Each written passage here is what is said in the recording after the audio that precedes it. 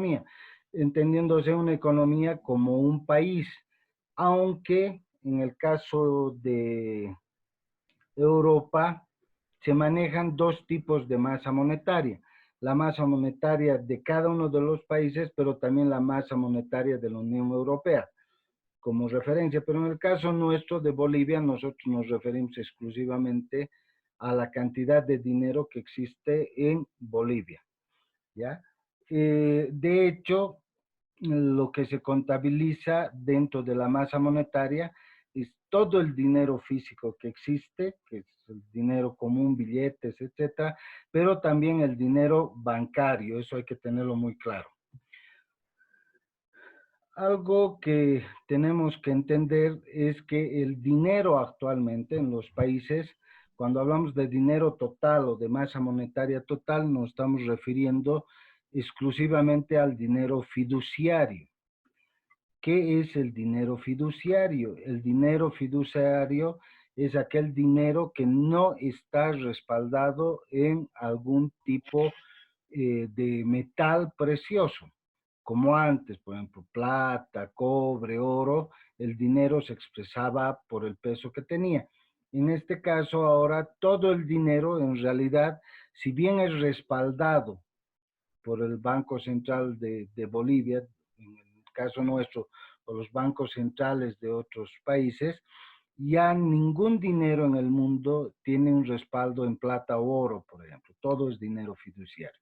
Y el dinero que existe en una economía, primero está, por un lado, lo que es la base monetaria, que es el dinero emitido por el Banco Central de Bolivia, que tiene respaldo físico, son los billetes, las monedas que todos conocemos, y por el otro lado está el dinero bancario, que en realidad el dinero bancario no es algo que exista físicamente, es un hecho contable que no tiene respaldo físico, ¿ya?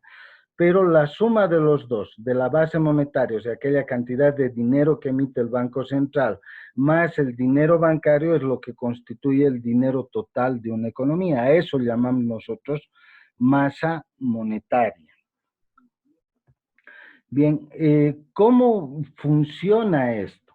Fíjense que dentro de la masa monetaria hay un primer gran agregado que conocemos como M1, que básicamente es esa cantidad de dinero que tiene respaldo físico que ha emitido el Banco Central de Bolivia.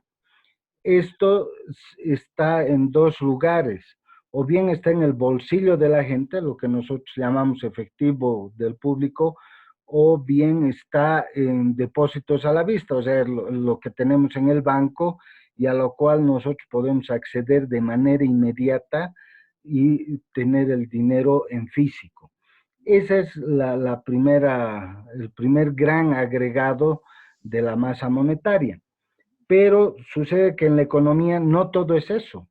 Si solo viéramos el agregado M1, estaríamos hablando de lo que es solo la base monetaria, ¿ya? Y sucede que cuando nuestro dinero entra al banco, empiezan a generarse una serie de transacciones que no están respaldadas en dinero físico, ¿sí? Pónganse a pensar, cuando yo voy y, por decir, saco un crédito, no es que el banco le pide al Banco Central de Bolivia que emita una cantidad de dinero para darme el crédito, sino que por eso en los bancos me hacen abrir la cuenta bancaria y luego me depositan mediante una transferencia contable una cantidad de dinero y según lo que yo vaya necesitando puedo ir sacando. Es más, muchas transacciones probablemente ni siquiera las haga en dinero en efectivo, simplemente haga vía transferencia, ¿ya? Entonces ahí empieza a entrar lo que es el dinero bancario y se genera el segundo gran agregado de la masa monetaria, que es el agregado M2, que básicamente es el M1, o sea, toda la cantidad de dinero respaldada, que es efectivo en público, depósito a la vista, más los depósitos de ahorro en los bancos. Los depósitos en los bancos, ya les decía, en sí no es un dinero físico como tal, sino son hechos contables del sistema bancario.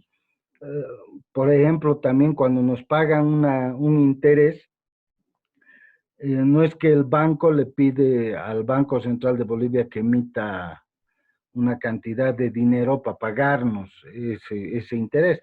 Simplemente contablemente nos hacen aparecer y nosotros sí podemos disponer de eso, pero fíjense que no es un dinero que esté respaldado físicamente. Ahora bien, existen otras operaciones que realizan los bancos o que nosotros realizamos a través de los bancos. Las sesiones temporales, o sea, transferencias temporales de un lado, de un banco a otro, o las participaciones en fondos de diferentes fondos de los mercados que existen, una serie de transferencias que podemos hacer de un banco a otro por la compra de algún bien, o cuando nosotros hacemos compra de dólares, por decirles, eh, y no hacemos un depósito físico, sino simplemente lo hacemos mediante transacciones bancarias que se puede hacer.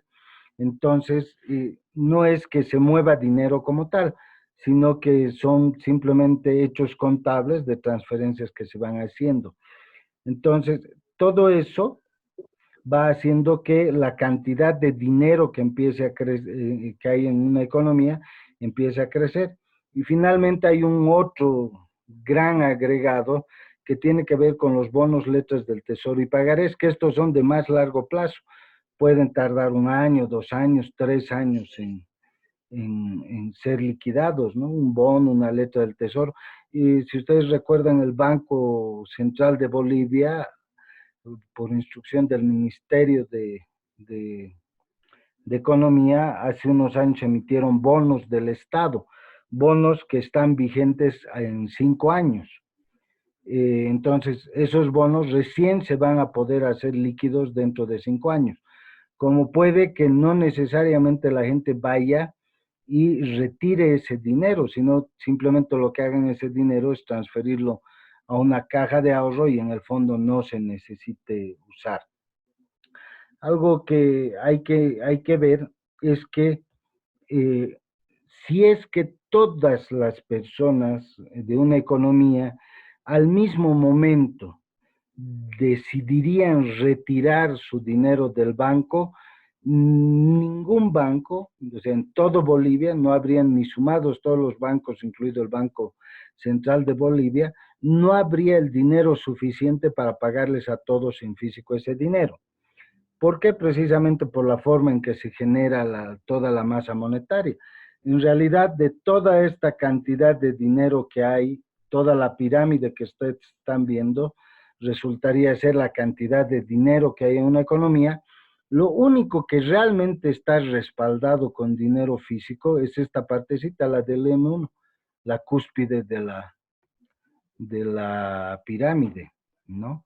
De hecho, cuando ocurren las corridas bancarias, ¿por qué de pronto los bancos cierran sus puertas y no entregan todo el dinero? Precisamente por eso, porque no tendrían la capacidad de devolver a todos físicamente su dinero. Eso no quiere decir que nuestro dinero se haya perdido, no, de ninguna manera, pero hay que entender que la parte física es solo una pequeña porción de toda una gran masa monetaria, ¿no? Eso nos lleva a entender entonces que básicamente la masa monetaria, entre sus determinantes, tiene por un lado lo que es la cantidad de dinero que es emitida por el Banco Central de Bolivia, pero esta cantidad de dinero solo corresponde a la cúspide. ¿Cómo es que se puede generar todo esto? Ya les he dicho, por esas transacciones del dinero. Pero lo interesante de todo esto es que se puede calcular cómo un boliviano que sea emitido por el Banco Central de Bolivia va a terminar convirtiéndose en una gran cantidad de dinero, o sea, más bolivianos. Y se puede medir eso, se puede calcular en una economía. Y ahí entra el segundo determinante de la masa monetaria, que es el multiplicador monetario. El multiplicador monetario en realidad es un coeficiente que lo que hace es decirnos en cuánto se va a convertir cada boliviano que se genere o que emita el Banco Central de Bolivia. ¿Ya? Esto es muy importante entender.